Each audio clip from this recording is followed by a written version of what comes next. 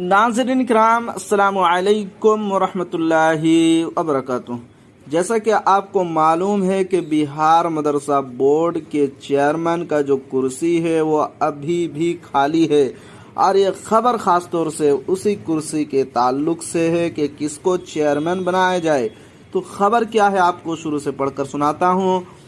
बिहार मदरसा board के तत्कालीन अध्यक्ष अब्दुल कय्यूम अंसारी को पुनः मदरसा बोर्ड के अध्यक्ष पद पर मनोनीत करने की किया गया मांग। प्रेस विज्ञप्ति जारी कर मुख्यमंत्री नीतीश कुमार से किया गया appeal.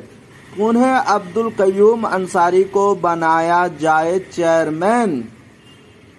UP File Times Bettiah. Bihar मदरसा नियोजित शिक्षक संघ रजी गैर अनुदानित प्रकोष्ठ के अध्यक्ष मोहम्मद इसराफिल तथा 2459+1 आल बिहार मदरसा टीचर्स एसोसिएशन के जनरल सेक्रेटरी मोहम्मद जैनुल हक ने शुक्रवार को एक प्रेस विज्ञप्ति जारी करते हुए मीडिया कर्मियों के माध्यम से सूबे के मुखिया नीतीश कुमार से अपनी मांग रखी है।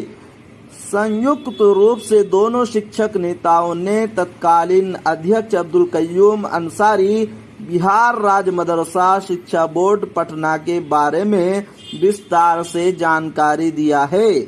उन्होंने बताया कि अध्यक्ष पद पर बैठने से पहले 609 मदरसे जो गैर अनुदानित थे, इन मदरसों को अनुदानित की श्रेणी में लाने के लिए सचिव अंजुमन तरक्की के पद पर रहते हुए उन्होंने बोर्ड से लेकर सचिवालय तक बहुत सारी मेहनतों को किया। यहाँ तक के शिक्षा मंत्री से इस मामले को लेकर बात भी किया। उनकी परिश्रम की वजह से इन मदरसों को सरकार ने अनुदानित किया। नीतीश कुमार की सरकार ने जब इनको अध्यक्ष पद पर मनोनीत किया तो पद पर बैठते ही मदारिस में इनकलाब पैदा हो गया। शिक्षा तंत्र में बड़ा सुधार हुआ। शिक्षकों के पेमेंट जिला स्तरीय कर दिया गया। समय पर ऑनलाइन परीक्षा फार्म और रिजल्ट घोषित होने लगा। मदरसा बोर्ड में धांधली पर तत्काल रोक लग गई। 1646 मदरसों में से जांच किए गए मदरसों को अनुदानित की श्रेणी में लाने हेतु संचिका को शिक्षा विभाग को अनुशंसा पत्र प्रेषित किया गया तथा मुख्यमंत्री ने शराबबंदी कानून बनाया और गांव-गांव में समाज सुधार हेतु शराबबंदी मुहिम बेदारी कॉन्फ्रेंस प्रत्येक जिलों में तत्कालीन अध्यक्ष ने मदरसा शिक्षकों के साथ किया। यही नहीं रुके, आपदा प्रबंध प्राधिकरण द्वारा सभी मान्यता प्राप्त मदरसा करीब 4000 मदरसा शिक्षकों को प्रशिक्षण दिलाने का कार्य किया तथा मदरसों के समिति के ट्रस्ट बनाकर रजिस्टर्ड किया ताकि सिलेबस के अलावा धार्मिक पढ़ाई भी हो सके। NCERT SCIRT बुक्स को मदरसे में लागू कराया। यही नहीं रुके, तत्कालीन चेयरमैन मदरसा बोर्ड अब्दुल कय्यूम अंसारी ने मदरसों में सूचना प्राप्त होने के लिए प्रेस विज्ञप्ति प्रकाशित कराने का व्यवस्था कायम किया, जिससे कोई भी सूचना मदरसा बोर्ड के परीक्षा नियंत्रण का होया सचिव या अध्यक्ष का जो आदेश होता था, सुबह होती ही मदरसा शिक्षकों के पास सूचनाएं प्राप्त हो जाती थी। उनके कार्यकाल में मदरसों में बहुत ही रिक्त सीटों पर बहाली भी हुई। मदरसों से पढ़कर निकलने वाले छात्र छात्राओं को समुचित के साथ पूरे बिहार के मदरसों में एक इनकलाबी लहर पैदा करने वाली अगर कोई शख्सियत है तो वह अब्दुल कय्यूम अंसारी की शख्सियत है। स्कूलों, कॉलेजों और दूसरे देशों में नामांकन हेतु स्वीकृत कराया। वस्तानिया कापी जांच का मुआवजा 3 वर्षों का सभी शिक्षकों के खातों में अमाउंट ट्रांसफर कराया।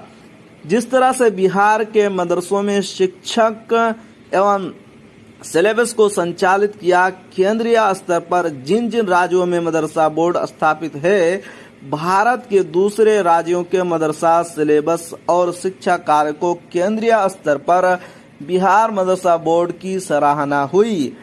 अंत में शिक्षक नेताओं ने कहा कि जब तक वह बोर्ड में बतौर अध्यक्ष पद पर रहे, तब तक किसी भी तरह के माफिया, दलाल तथा फर्जी लोग बोर्ड का चक्कर नहीं लगाते थे और मदरसा बोर्ड में एक भी किसी से किसी काम के बदले में पैसा नहीं लिया गया है, पूरी ईमानदारी और शासन।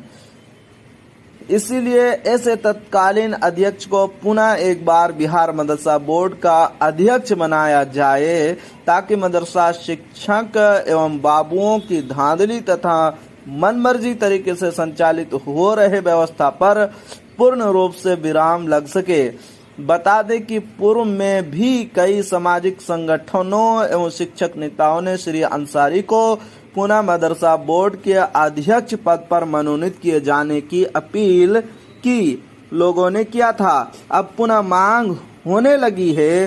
देखना दिलचस्प होगा कि आखिर इस कुर्सी पर किसको नीतीश कुमार बैठाते हैं। तो जी हाँ नाजरीन, ये थी आज की बहुत ही अहम अपडेट मदरसा बोर्ड के चेयरमैन के ताल्लुक से।